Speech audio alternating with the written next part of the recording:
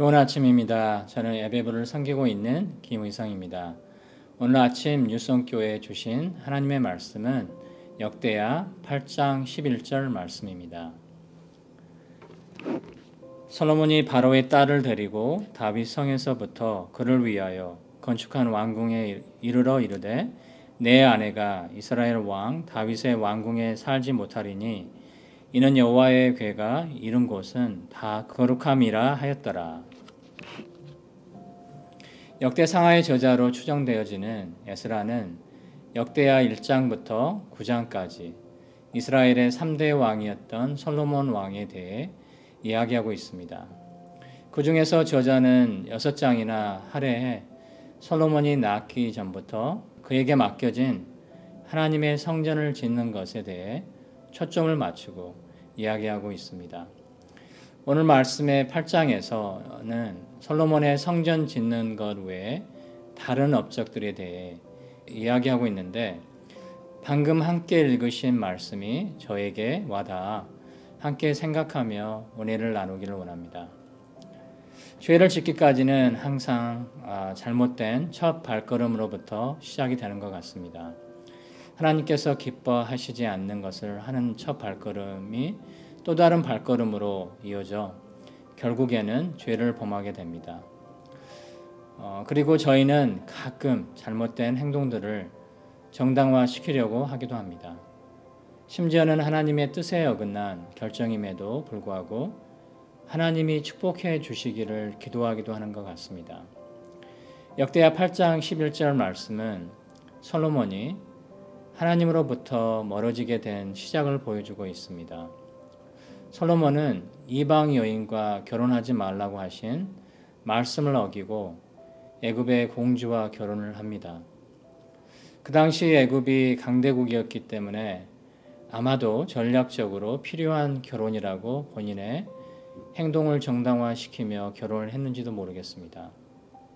하지만 하나님의 언약궤가 있는 다윗성에서 그의 아내가 살 수 없음을 알고 성 밖의 아내를 위해 그리고 다른 아내들을 위해 궁들을 지은 것을 보면 그가 하고 있는 행동들이 잘못되었음을 잘 알았던 것 같습니다. 그의 모든 이방 아내들은 거짓 우상들을 섬기고 결국에는 솔로몬과 이스라엘 백성들의 마음이 하나님으로부터 떠나도록 영향을 끼칩니다. 아이러니하게도 다음 절 말씀인 12절 말씀에서 솔로몬은 하나님의 제단 위에서 하나님께 번제를 드리는 것입니다. 어쩌면 번제를 드리며 그의 잘못하고 있는 행동들을 정당화시키며 하나님께 축복을 바랬는지도 모르겠습니다. 솔로몬은 11절 말씀에서 보듯이 이방 여인과 결혼하는 것이 하나님을 기쁘게 하는 것이 아님을 분명히 알았지만 행동에 옮깁니다. 그리고 그는 결국에 거의 이방 여인들이었던 700명의 아내들과 300명의 첩들을 둡니다. 열왕기상 11장 1절 말씀을 보면 솔로몬 왕이 바로의 딸 외에 이방의 많은 여인을 사랑하였으니 곧 모압과 암몬과 에돔과 시돈과 헷 여인이라 라고 말하고 있습니다. 하나님께서는 이스라엘 백성들의 마음이 하나님을 떠나 이방인들의 우상을 섬길 것을 아시고 이방 사람들과 서로 결혼하지 말라고 말씀하십니다. 신명기 7장 3절 4절에서 이렇게 말씀하시고 계십니다. 또 그들과 혼인하지도 말지니 내 딸을 그들의 아들에게 주지 말 것이요 그들의 딸도 내 며느리로 삼지 말 것은 그가 내 아들을 유혹하여 그가 여호와를 떠나고 다른 신들을 섬기게 하므로.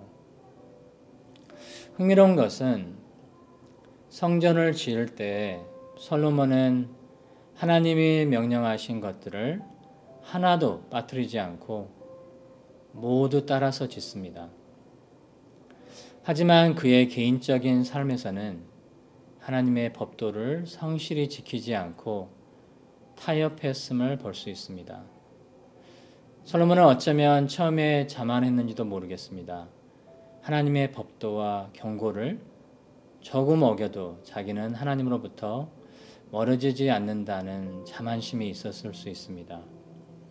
예수님의 제자였던 베드로도 모든 제자들이 예수님을 버려도 자기는 버리지 않을 것이라고 자만했지만 결국 닭이 3번 울기 전에 예수님을 부인합니다. 빠른 모래에 빠지면 몸이 천천히 모래에 들어가 빠져나오기가 매우 힘들듯이 결국에는 솔로몬의 많은 이방 아내들과 첩들이 솔로몬의 마음을 완전히 하나님으로부터 멀어지게 하는 결과를 낳았습니다. 우리는 모든 죄에 빠질 수 있는 나약한 존재들입니다. 만약 우리의 전부가 아닌 부분적으로 하나님을 따라간다고 하면 그 한 부분으로 인해 하나님의 뜻에 어긋난 삶을 살아갈 수 있습니다.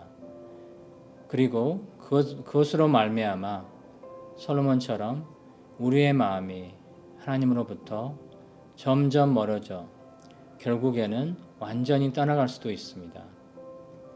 우리의 모든 것을 하나님께 드리며 하나님께 더 가까이 나아가는 저와 여러분 되시기를 소망합니다. 함께 기도하시겠습니다.